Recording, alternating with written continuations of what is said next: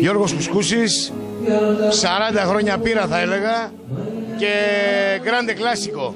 Γιώργο, τι έχεις να μας πεις για την απόψινή βραδιά? Κάνουμε μια πολύ όμορφη βραδιά. Ξεκινήσαμε και φέτος το καλοκαίρι και εμείς να δημιουργήσουμε ένα όμορφο στέκι και να κάνουμε μια όμορφη βραδιά για τον κόσμο που θέλει να τη διασκεδάσει, να βγει έξω από την πόλη, να περάσει ευχάριστα και να ξεχαστεί κάπως, να αφήσει πίσω τα προβλήματα και να διασκεδάσει και να χαρεί. Σε ευχαριστούμε πάρα πολύ και σας ευχόμαστε μέσα από την καρδιά μας να έχετε καλή επιτυχία.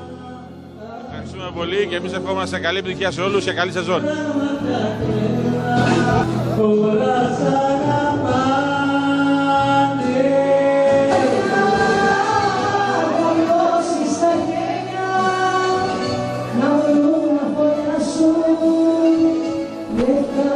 Stay.